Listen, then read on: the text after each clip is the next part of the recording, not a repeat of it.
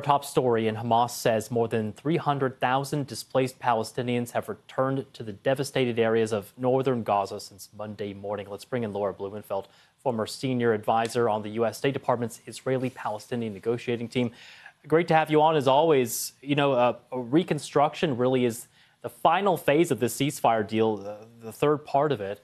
But it's worth asking about it now because as we see those images of people returning into northern Gaza and the absolute devastation, really, you know, how will this area be rebuilt and where will people go? Where will they live in the meantime? Well, the best case scenario is that the public will put pressure on the political leaders, from both sides. So you see the Palestinians streaming home or to what was left of their homes. And it's biblical and it's kind of exodus, mass old people, young people, people carrying babies on foot. And hopefully that will put the pressure on a quick rebuilding. There are no easy answers here. I remember when I was at the State Department, we had a war in Gaza in 2014, and the person in charge of reconstruction really drew the short straw in our office. But the goal is, if Trump can understand, he's a real estate guy. He's looking at it right now as land. He needs to understand this is holy land. So he can't drop bombs, we need to clear people out and rebuild and get them housing in Jordan or Egypt.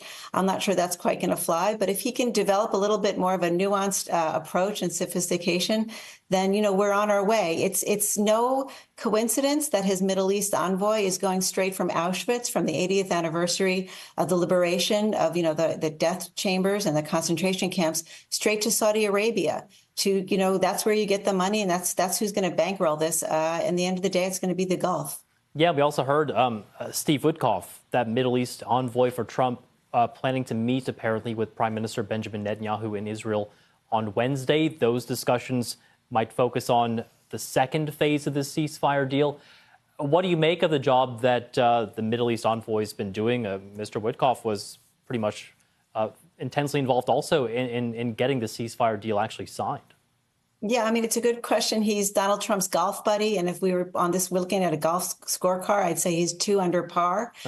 He's done pretty well for his first week. It's stabilizing 2 ceasefires, not only in Gaza, where there were some hitches along the way with a hostage release and prisoner exchange, but also in Lebanon. He was able to negotiate frantically on the phone, from what I understand from my sources, to extend the ceasefire without, major blow up till February 18th. I think next week is really going to be the tougher range for everybody all around who's working on this issue, because that's when you start negotiating on February 4th, the second phase of the ceasefire. And the second phase is where it all comes down or goes up, because that's really going to be determining whether the war truly is ending or whether this is just one more chapter in this never-ending war.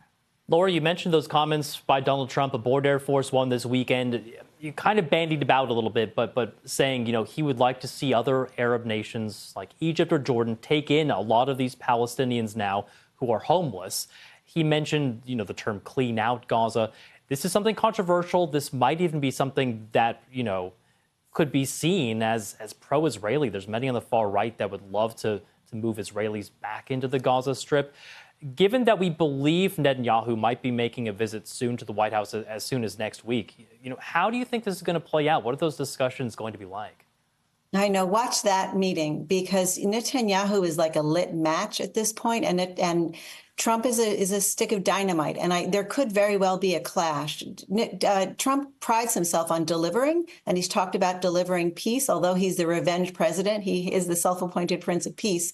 And Netanyahu, is all about delaying, because really time, he feels like the more he dithers, the longer he can stretch things out, the less concessions he has to make and risk his own political collapse with his domestic, his right-wing, members who are constantly threatening to bolt if he makes concessions. On the other hand, Trump radiates impatience. He's a one-term president, and he wants to get to that big prize, which is the Nobel.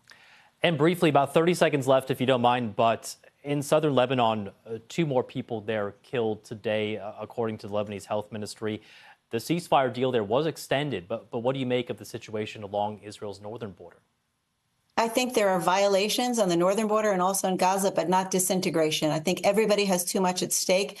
These are ceasefires of exhaustion, not exhilaration. So they're going to hold it together, at least for the next couple of weeks. Well, it serves all parties. Everybody, believe me, that silence you hear, those are weapons being reloaded.